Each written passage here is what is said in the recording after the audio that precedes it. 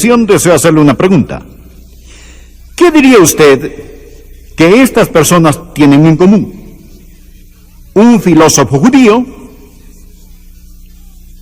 quien odia a Cristo y el solo nombrar de Cristo, una seguidora de la nueva era sumergida en el ocultismo, un carcelero cuyo corazón está lleno de maldad y odio contra todo ser humano. Y veamos, ¿a quién más podemos incluir? Una feminista, quien es una viuda, quizás una mujer divorciada, quizás nunca se casó, quien tiene su propio negocio. Yo diría que es un grupo muy variado de personas, ¿no lo cree usted? ¿Qué diría usted que tienen en común todas estas personas? Le diré lo que tuvieron en común. Todas ellas eran miembros de la iglesia de Filipos. Permítame mostrárselo. El filósofo judío que se salvó era el apóstol Pablo.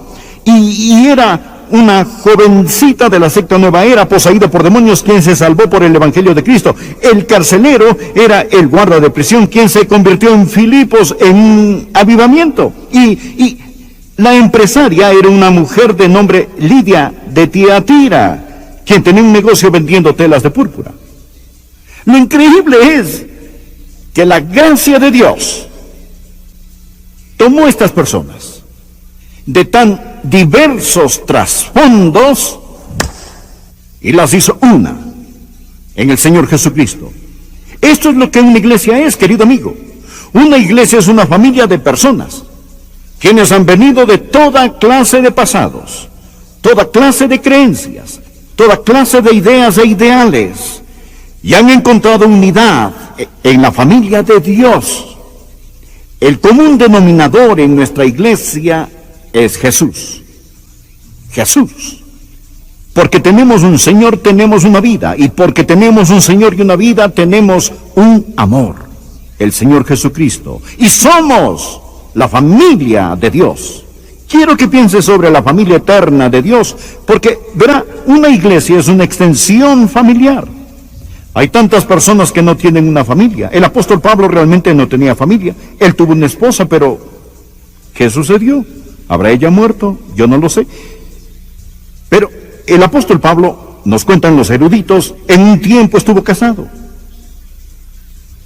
No sé si Lidia, la vendedora de telas púrpura, si ella era divorciada, viuda o nunca se casó, pero sé que necesitaba una familia. Pienso en la jovencita poseída por demonios, vamos a leer sobre ella más adelante, que adivinaba el futuro y fue liberada, había llegado a ser la esclava, el sucio juguete de hombres asquerosos. Ella necesitaba una familia. El viejo y brutal carcelero necesitaba una familia. Hay muchas personas que necesitan una familia en nuestra ciudad y su ciudad. Si ve por televisión, hay gente solitaria. ¿Y sabe usted qué es una iglesia? Es una extensión familiar. Quiero que usted mire esta iglesia en Filipos. Anhelo que esta iglesia sea el modelo, el ejemplo, la motivación aquí en nuestra iglesia. Primero deseo que observe cómo comenzó esta iglesia. Quiero que usted vea lo que llamaré la formación de la familia eterna de Dios. Su formación. Mire por favor en el capítulo 1, versículo 1, Pablo y Timoteo. Siervos de Jesucristo, a todos los santos en Cristo Jesús que están en Filipos. Todos los santos en Cristo en Filipos. Bien, ¿cómo llegaron a ser santos estos santos? Permítame decirle que existen solo dos categorías de personas en el mundo, los santos y los que no son. Ahora usted es uno o el otro. Los santos son aquellos que son salvos. ¿Cómo llegaron a ser santos? Bien, ponga su marcador en Filipenses capítulo 1 y busquemos Hechos capítulo 16 y observemos la fundación de esta iglesia. Es tan maravilloso. ¿Y qué lecciones hay para nosotros aquí? Quiero que lo vea. Estamos hablando de lo sobrenatural. ¿Está usted escuchando? La sobrenatural formación de la iglesia. La gente del mundo puede construir edificios. La gente del mundo puede tener organizaciones. Pero debe haber una dimensión acerca de esta iglesia que no puede ser explicada con programas, personalidad, publicidad o planes. ¿De acuerdo? Diga amén. Si no es sobrenatural, entonces es superficial. Ahora quiero que vea cómo esta iglesia en Filipos tenía una dimensión sobrenatural al comenzar. Y luego deseo hacer la aplicación a nuestra iglesia. Observe cuidadosamente Hechos capítulo 16, comenzando a leer en el versículo 6. Este habla de Pablo, el apóstol misionero, el misionero de Dios Pablo y su compañero Silas. La Biblia dice, y atravesando Frigia y la provincia de Galacia, observe, les fue prohibido por el Espíritu Santo hablar la palabra en Asia. Y cuando llegaron a Misia, intentaron ir a Bitinia, pero el Espíritu no se lo permitió. El Espíritu Santo les dijo, ustedes no pueden ir por ahí. Les prohíbo ir por ese camino. Ahora he anotado en mi cuaderno la restricción del Espíritu. Tenemos estos hombres que quieren servir al Señor. Su deseo es justo, predicar el Evangelio de Jesús. Ellos van rumbo a Asia, van a poder ir a Bitinia, así piensan. El Espíritu Santo dice, no quiero que vayan por ahí. Esto es, querido amigo, la restricción del Espíritu. ¿Le han enseñado alguna vez a un adolescente a manejar? ¿Cuántos han intentado enseñar a alguien a manejar un automóvil? ¿Qué es lo primero que usted le muestre, el acelerador o el freno? Usted le muestra el freno y si responde no estoy interesado en el freno, usted dirá, devuélveme las llaves. No es cierto. Por supuesto. Lo ve, mi amigo, antes de que Dios le muestre el acelerador, Él debe mostrarle siempre primero el freno. Si usted no está interesado en la restricción del Espíritu, nunca conocerá el permiso del Espíritu. Aquí está Pablo. Escuche, el sendero de la vida está lleno de accidentes de gente con motores de alta potencia y frenos defectuosos. Ellos no saben cómo escuchar el no de Dios. Su no es tan importante como su sí. Alguien dijo, un fanático es alguien quien, habiendo perdido de vista su meta, aumenta su velocidad. ¿Conoce usted la restricción del Espíritu? ¿Puede Dios decirle no y usted la escucha? Estimado amigo, usted no puede escoger el lugar donde servir. Dios nos dio la restricción del Espíritu cuando construimos estos edificios. Hermanos, los que formaron parte del comité de construcción saben que movimos cielo y tierra tratando de construir. Teníamos planes, contratamos proyectistas de otras ciudades, de Dallas y otros lugares. Empleamos gente de bienes raíces, tratamos de comprar propiedad para ampliar. A todo lugar que íbamos se nos cerraban las puertas. No se puede, no se puede, no se puede. Dijimos, Dios, sabemos que quieres que tengamos una casa más grande de adoración. No deseas que dejemos de crecer. Quieres que continuemos alcanzando a la gente. Pero el Espíritu Santo continuaba diciendo, no. Esto, mi amigo, fue la mano de Dios. Tuvimos que admitir que Dios no estaba con nosotros, sino por nosotros. La razón por la que Dios no nos quería en el centro es muy simple. Él nos quería aquí. Digan amén. Él nos quería aquí mismo. Ahora vea esto. Primero existe la restricción del Espíritu y luego, mi estimado amigo, el permiso del Espíritu. Mire por favor en el capítulo 16, versículo 9. Y se le mostró a Pablo una visión de noche. Un varón macedonio estaba en pie rogándole y diciendo, pasa a Macedonia y ayúdanos.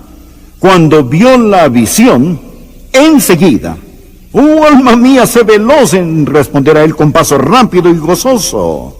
Enseguida procuraron partir para Macedonia, dando por cierto que Dios nos llamaba para que les anunciásemos el Evangelio. Primero Dios le dijo, no, y después Dios le dijo, ve. La restricción del Espíritu y luego el permiso del Espíritu. En Florida vivía un viejo predicador. Él era un gran hombre de Dios. Su nombre era Salomón. Y tenía la sabiduría de Salomón. Alguien escribió un libro sobre la sabiduría de Salomón. Él era un gran predicador. Y siempre tenía algo cómico que decir. Un día él estaba predicando en su universidad, en una asamblea estudiantil. Y poniéndose de pie dijo, ustedes, su esposa estaba allí presente. Él dijo, saben, Dios nunca me ha dado nada de lo que yo he querido. Sonó muy extraño esto, que él dijera tal cosa, porque él era un hombre que había servido a Dios toda su vida y su ministerio era fructífero. Él dijo, Dios nunca me dio nada de lo que yo quise. Continuó, Dios no me dejó ir a la universidad que yo quería ir. Bien, él estaba hablando en su alma mater, su universidad. La gente se volvía a ver. Él dijo, Dios no me dejó ser el pastor de la iglesia que yo quería. Muchos de los miembros de su iglesia estaban allí. Y vino el golpe de gracia. Dijo, Dios ni siquiera me permitió casarme con la mujer que yo quería. Allí estaba su esposa sentada escuchando. En otras palabras, este hombre se estaba hundiendo más y más. Por último, con gran sonrisa, dijo, Dios nunca me dio nada de lo que yo quería, mas Él siempre me dio algo mucho mejor de lo que yo quería. ¿No es esto hermoso? Oh, mi estimado amigo, escuche, Dios no nos dio lo que queríamos, Dios nos dio algo mejor de lo que... Estoy tomando demasiado tiempo, voy a darme prisa para terminar el mensaje. Pero encontrará ahí, en esa historia, que cuando llegaron al lugar, salieron junto al río y ahí estaba Lidia, una vendedora de telas de Tiatira. Ella había ido junto al río a un culto de oración. Dios tocó su corazón y ella les dijo, Pablo, ustedes vengan a mi casa, tendremos un culto de oración y podrán comenzar sus estudios bíblicos allá. Y ese fue el inicio de la iglesia. La Biblia nos dice que Dios abrió su corazón. El ganar almas toma una nueva dimensión cuando conocemos la restricción y el permiso del Espíritu. Dios abrió su corazón. Después, leemos acerca de la muchacha poseída por demonios en el capítulo 16 de Hechos. Ella seguía a Pablo por todos lados en la ciudad de Filipos diciendo, estos hombres son siervos del Dios Altísimo. Ella estaba en el movimiento de la nueva era, solo que no es nuevo, es lo más mohoso que existe. Empezó en el jardín del Edén con las dudas de Satanás acerca de la palabra de Dios. Ella era una vieja seguidora o una seguidora vieja de la nueva era o algo así. Ella era una joven poseída por demonios. Pablo había tratado de esquivarla. Sabe que debemos resistir al diablo, no perseguirlo. Pablo había tratado de eludirla. Finalmente Pablo no aguantó más y se volvió reprendiéndola en el nombre de Jesús, ordenando al diablo que saliera de ella, y la muchacha se salvó. Pablo terminó en la cárcel porque ella ganaba mucho dinero para esos hombres usureros que la utilizaban. La joven se convirtió. Pablo y Silas en la cárcel a la medianoche, todos golpeados en lo más profundo de la cárcel, donde solamente habían gemidos, quejidos e inmundicias. Pablo y Silas estaban alabando y dándole a Dios la gloria. Esos presos solo habían oído gemidos, nunca alabanza, solo habían escuchado maldiciones, nunca oraciones. Pablo y Silas estaban alabando. Dios está tan complacido que de repente la cárcel se estremeció hasta sus cimientos y se produjo un terremoto. Usted recuerda la historia. Mi querido amigo, esta cárcel comenzó a sacudirse y los presos se soltaron de las cadenas. El carcelero, ese insensible guarda de prisión, estaba a punto de suicidarse cuando Pablo y Silas le gritaron, no te lastimes, todos estamos aquí. ¿Ah? ¿Qué dice?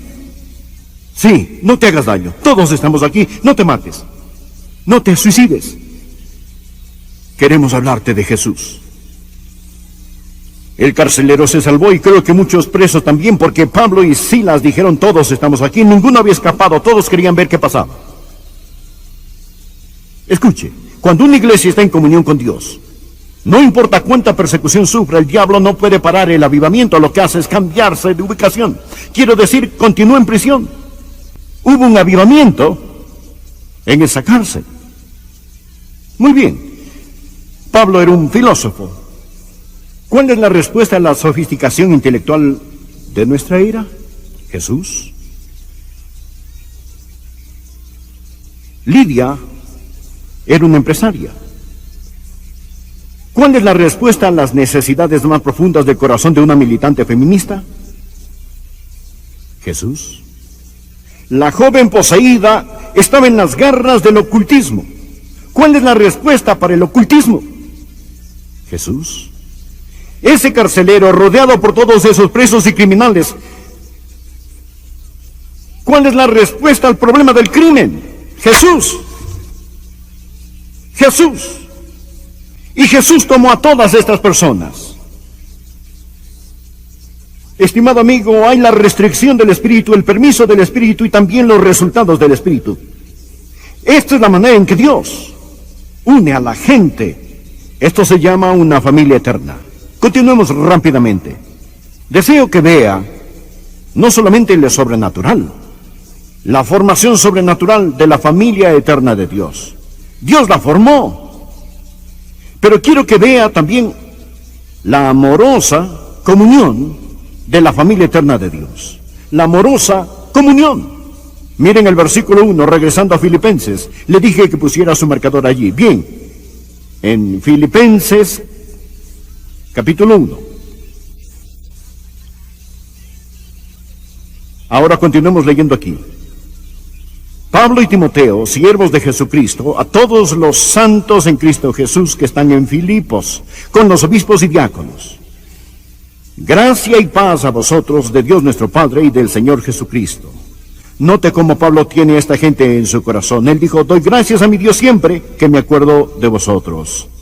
Esta es una iglesia muy amorosa. Sí. Existe, estimado amigo, la formación sobrenatural. Y una formación sobrenatural siempre conduce a la amorosa comunión. Vuestra comunión en el Evangelio. ¿Qué es nuestra comunión? Nuestra comunión, mi amigo, no es cafecito y galletitas. Nuestra comunión está en el Evangelio de nuestro Señor y Salvador Jesucristo. Me atrevo a decir que muchos hoy no conocen a la gente sentada a su alrededor. Pero usted conoce a Jesús y también ellos, y eso es suficiente. ¿No es cierto? Dígame. Usted conoce a Jesús y ellos conocen a Jesús. Por último, quiero decir...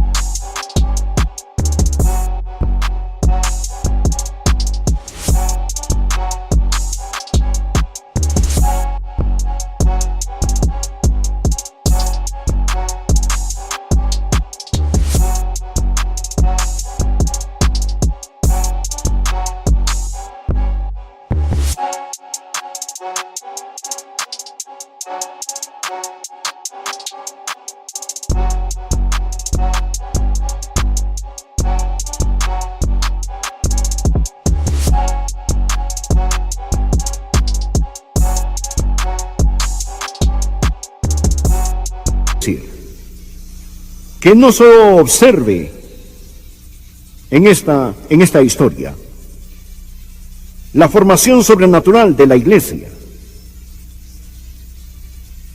la amorosa comunión de la iglesia, pero tercero, también ve el indudable futuro de la iglesia. Filipenses 1, versículo 6, mírelo. En el versículo 5 Pablo habla de la comunión. Pero ahora en el versículo 6 él dice, estando persuadido. Me gusta esta palabra, sin tartamudeo, sin dudas o disculpas. Estando persuadido de esto, que el que comenzó, o aquel que comenzó en vosotros la buena obra, la perfeccionará hasta el día de Jesucristo. ¿Quién comenzó la buena obra? Jesús. ¿Cómo lo hizo Jesús? Por medio del Espíritu Santo. Nosotros hablamos de construir iglesias. Nosotros no construimos iglesias. Jesús dijo, yo edificaré mi iglesia. No dijo, usted edificará mi iglesia o yo edificaré su iglesia. Él dijo, yo edificaré mi iglesia.